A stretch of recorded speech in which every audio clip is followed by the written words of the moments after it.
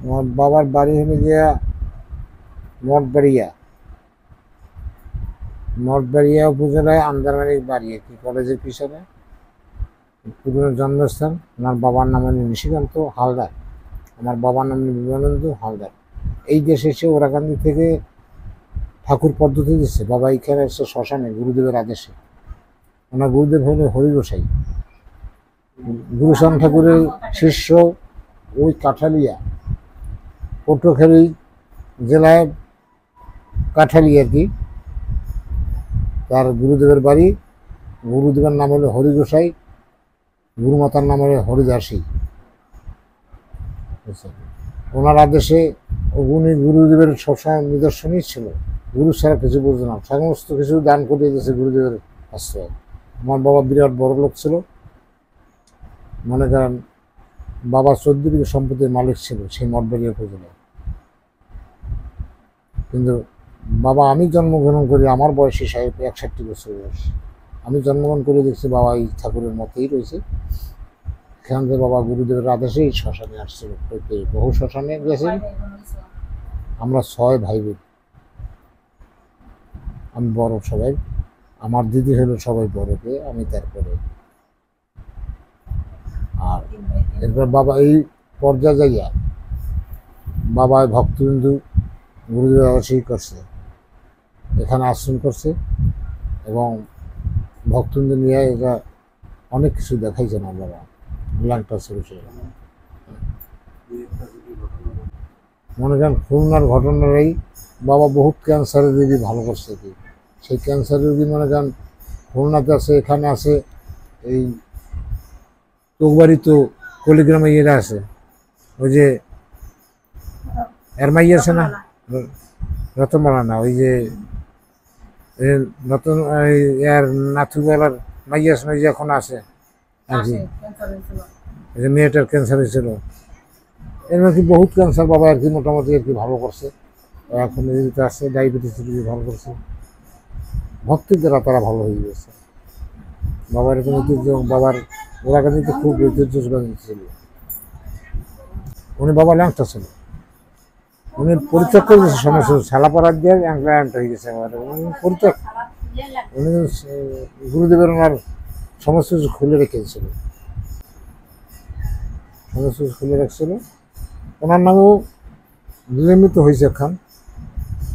আর বাবার বই, জীবনী বই আমি আপনার সংগ্রহ করিয়া কিছুদিন পর দেখেছি। বাবা ওনার সাধনার কথা বলা যাবে না। উনি দেশে 2 বছর বন্ধ ছিল শ্মশানে, সেখান থেকে গুরু আদেশে এই যে শ্মশানে সুজনবাবুর শ্মশান হয়েছিল, এই শ্মশানে আইছিল বৌদ্ধবাড়ির বাবা। কোনদিন 11 দিন কথা বলে নাই, অনারে ছিল 7 দিন। আর এই 7 দিন অনারা ছিল, এর মধ্যে বাবা কোনো কথাবার্তা খায়ও নাই। এই শ্মশানে থাকার পরে ওনার এই ভক্তরা আর কি একটা আশ্রম আছে, ওই যে একটা বৌদ্ধবাড়ির যে ভারত বৌদ্ধের বউ, সে আর কি বাবারে, তার 6টা ছেলে, একটা মারা গেছিল, তখন আর কি বাবারে বাবা ছেলেকে ডাকছে। বাবার কাজ কর্ম সবই বাবা করছে এবং বাবার সেই ছেলের মধ্যে দেখে গেছে সে যতদিন ছিল। এই সাধন মার্গে করার পরে ওখান থেকে উনি আশ্রমে, এই আশ্রমে ভক্তরা আনলো। ভক্তরা নিয়ে ওখানে কিছুদিন পর দেখলো, বাবা দেখলো যে ভক্তরা যে আশ্রম বাবাকে দেশে, সে আশ্রম পরিণত না। হ্যাঁ, ওইটা পরে তারা ব্যবহার করছে। এরপর এইটা দেশে, এইটা দেওয়ার পর বাবা ভারতে চলে যাচ্ছিল। এখানে বাবা তারপর এইখানে এই আশ্রম করছে, আশ্রম করে রুগীপত্র দেখতো, ভক্ত মাল খুলনা, ওনার প্রচুর ভক্ত খুলনা ভারতবর্ষে। ভারত আশ্রম আছে একটা, ভারতে হরিপুর ডোপ্পার একটা আশ্রম আছে নদী জেলা। উনি ভারতে থাকতে পারতো না, ওনার শরীরটা না। ভারতের নাম শুনছেন নাকি? আরেকজন ল্যাংটা আছে, সেই ল্যাঙ্গট পড়া বিনোদ ল্যাংটা, কিন্তু বাবার গুরু ভাই। এইতে বৃন্দাবনে, বৃন্দাবনের নাম শুনুন। বৃন্দাবনে ছিল ওই মতুয়া সম্প্রদায়ের একজন ল্যাংটাই ছিল, সে হল বিনোদ ল্যাংটা। সেও বাবার গুরু ভাই। আর মতুয়া সম্প্রদায় আশ্রম ছিল এই একটাই।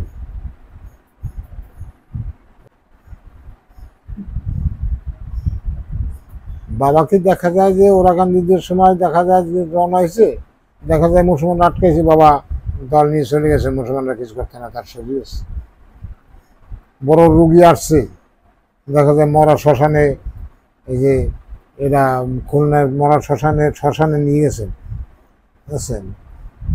দেখা যায় বাবার কাছে আসছে, তারা ভালোই হবে, সে এখনো ভারতবর্ষে আছে। এরকম বহুত ঘটনা বাবার আছে। মৃত্যুঞ্জয় মৃত্যুঞ্জয়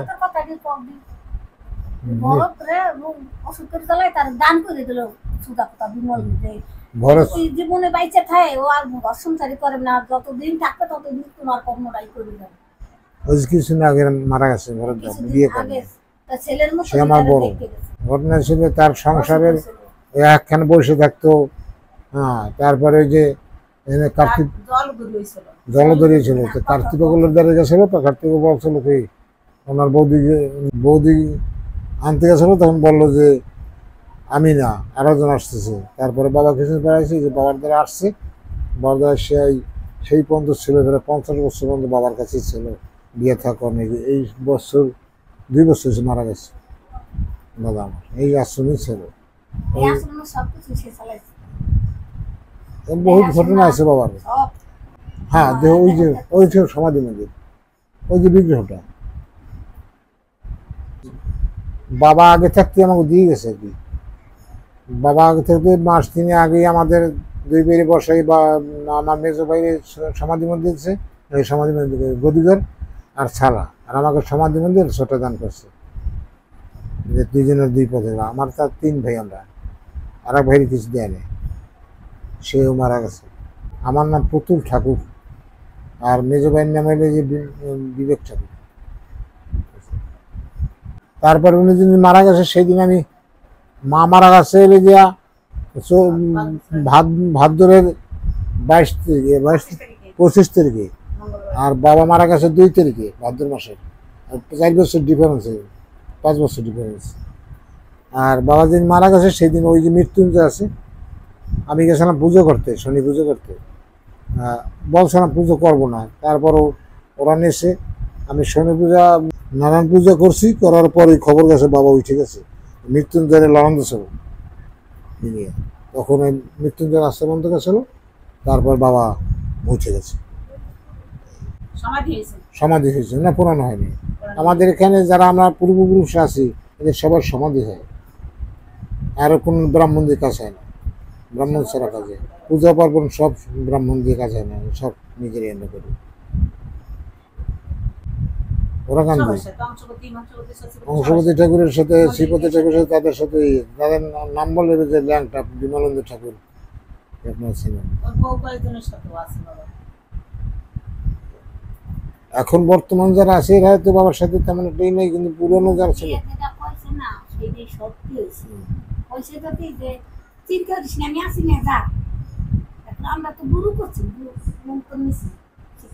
না, না, মুখের বাক্য অলঙ্ঘন হয় না, যেটা বলছো ওইটি সত্যি।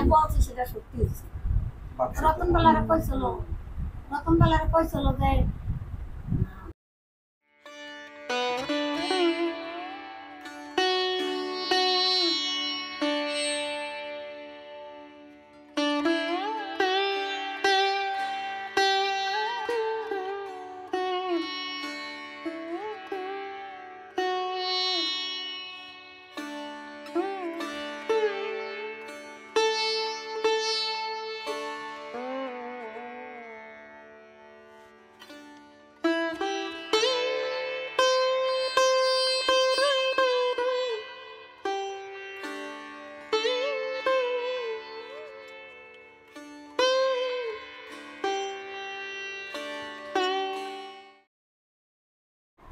আমার উনি বিয়ে করবে না, তারপরে বলছে যে বাবা তুই বিয়ে কর, আমি ছোটবেলা মা হারা হয়েছি, মার দেখি নেই, মার যত্ন পাই নেই, তাই তুই বিয়ে কর।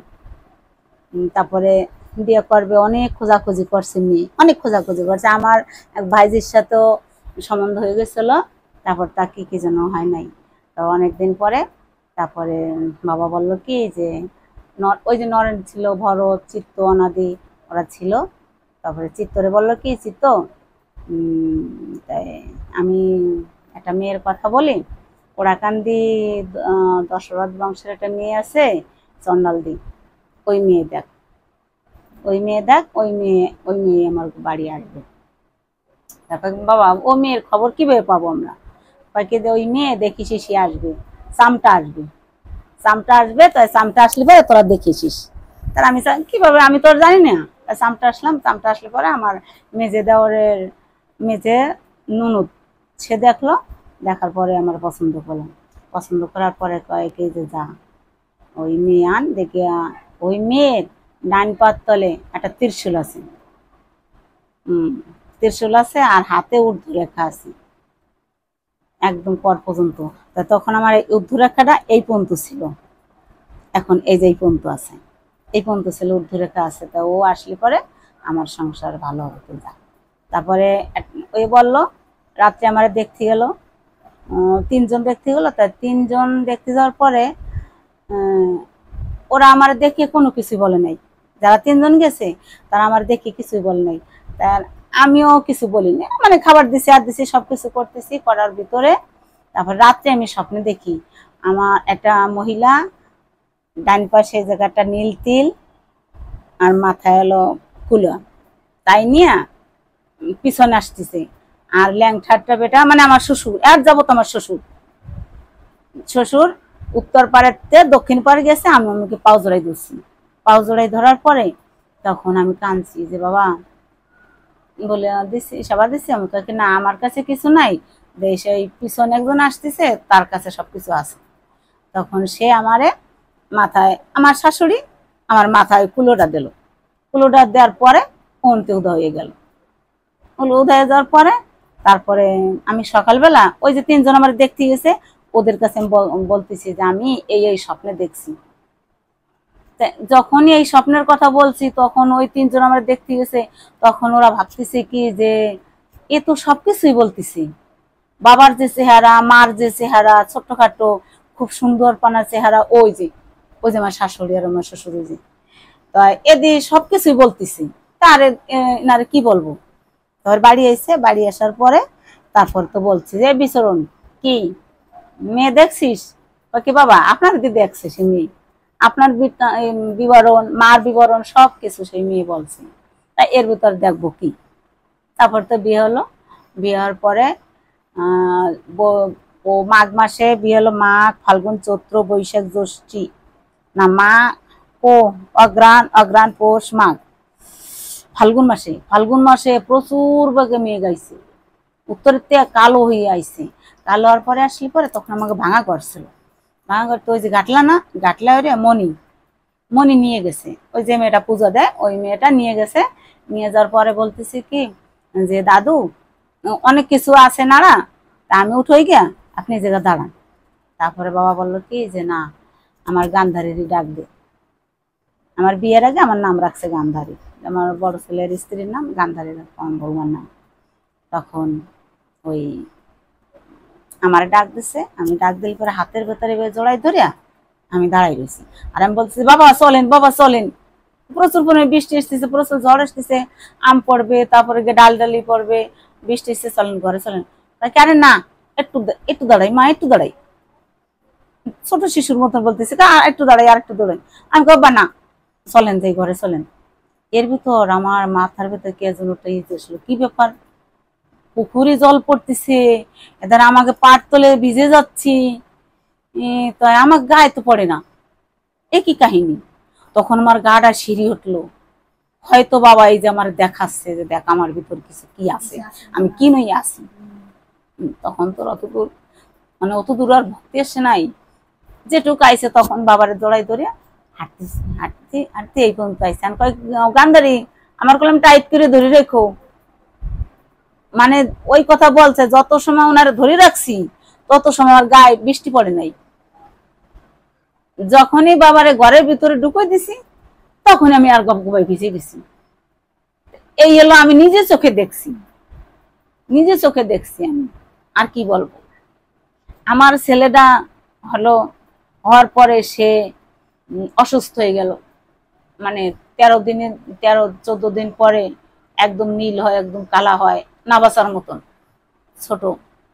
তখন বাবা বললাম কি বাবা, আজকে যদি আমার এই ছেলে যদি না বাঁচে, আপনার মন্দিরে যত ঠাকুর আছে আমি সব বাইরে ফেলাই দেবো, সব ফেলাই দেবো। আমার এরকম প্রতিজ্ঞা আছে যে কি আজকে আমার শ্বশুরের মতন থাকতে মহৎ থাকতে আমার ছেলে অসুস্থ মারা যাবে, তাই যাক। তারপরে আমি সন্ধ্যা কীর্তন রাত ভর কীর্তন করলাম, রাত ভর। আর বাবা রাত ভরে ওই এই জায়গাটা ছিল, ঘর ছিল, টিনের ঘর ছিল, ওই জায়গা বসেছিল। বসে থাকার পরে যখনই ওরা কীর্তন দেবে, কীর্তন দেওয়ার মানে কি আধা ঘন্টা আগে আমার এইরকম ভাবে কেরা যে পিছনে চট দিল, আমি এরে বাবারে কই বলছি, এরে বাবারে যে কইছি অম্মি কি বাবা আনতেছে, তাই বলছে এই আমি থাকতে আমার নাতিরে নিবি, এত বড় সাহস তোর। অম্মি কি বাবা ওই জায়গাতে দাপাই উঠলো। তখন তো বোঝো কি দৃশ্য, ছেলে যদি অসুস্থ থাকে মার পরাণ ভালো লাগে। তখন বাবার কোলে দিলাম, বাবার কোলে দেওয়ার পরে ওই যে সুস্থ হয়ে গেল, আর ওকে কোনোদিন কোনো রোগ হয় নাই। ওই যে আমার ছেলেরা ওই এই দল নিয়ে গেছে, আর ওই মেয়েটা আছে, ওরা আমি নিজে চোখে দেখছি। আর কি দেখব, আমি আমার ছেলের বয়স যখন 6 বছর তখন পূজা করতে যাব আমরা। আরেকটা ঘটনা, ওই যে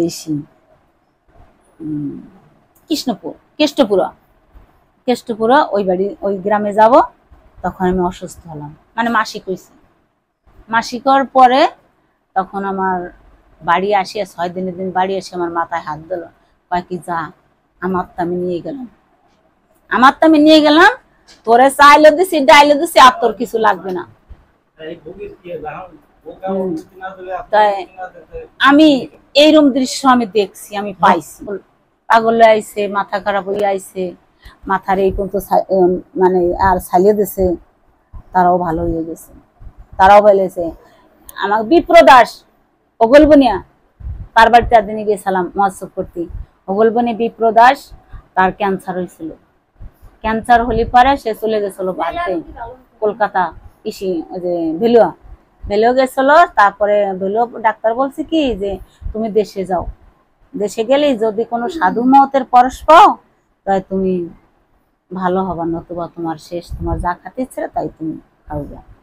সেই বিপ্রদাস বাড়ি আসলো, বাড়ি আসার পরে বাবা নিষ্খামার গেল, নিষ্খামারতে শুনলো কি এক ল্যাংটা গোসাই আসছে, তার কাছ থেকে দীক্ষা নিল।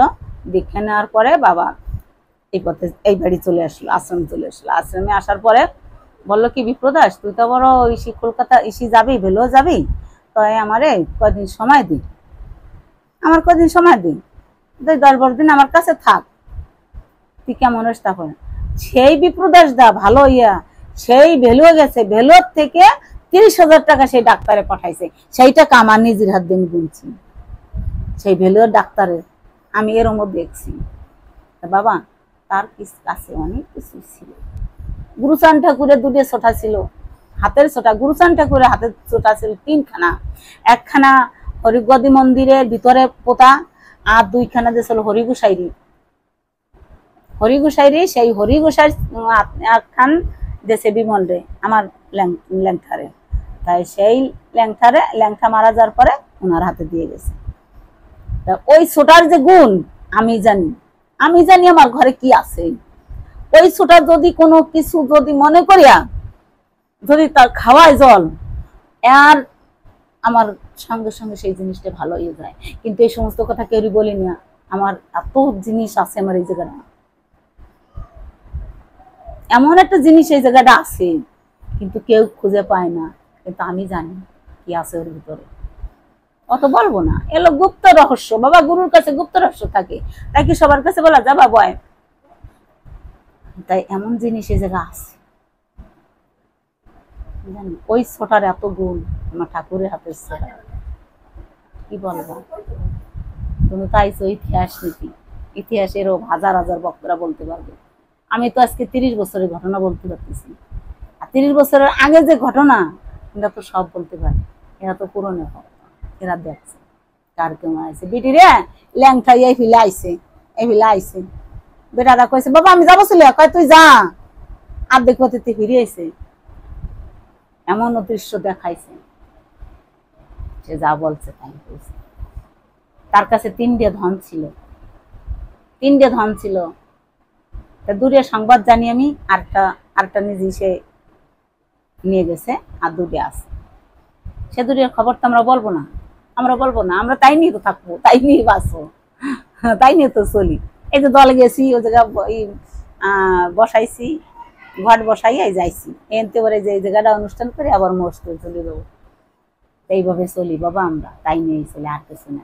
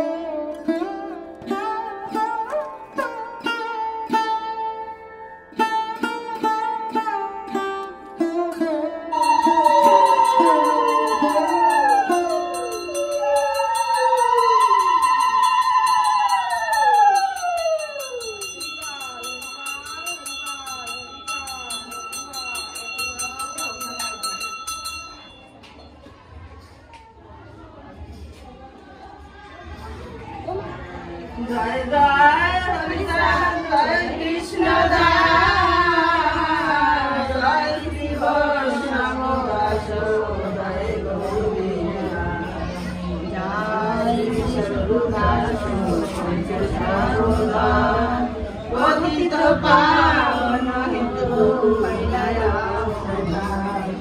জয় জয়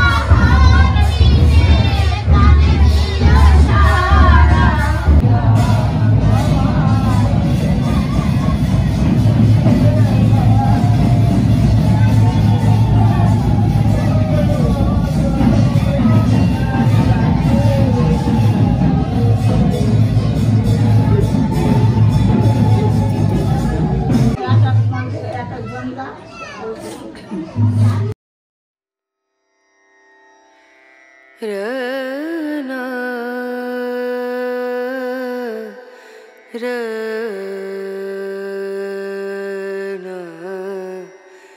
रनु रे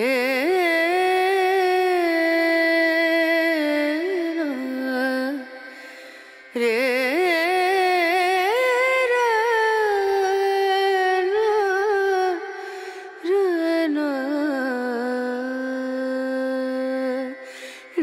नजरिया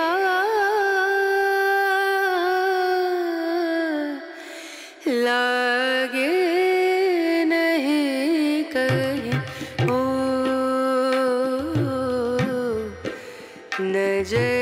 नजरिया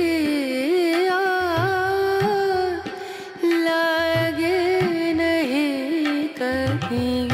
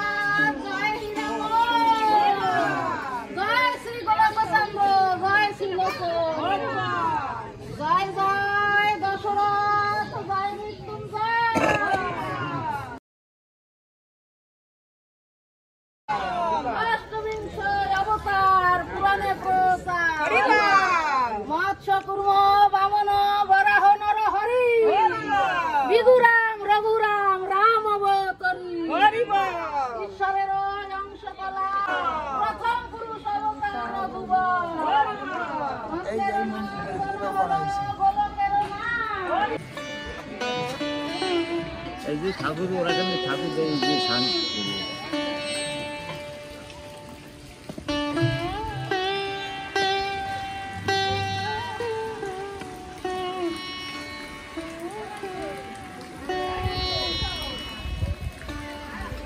পর এই যে দিন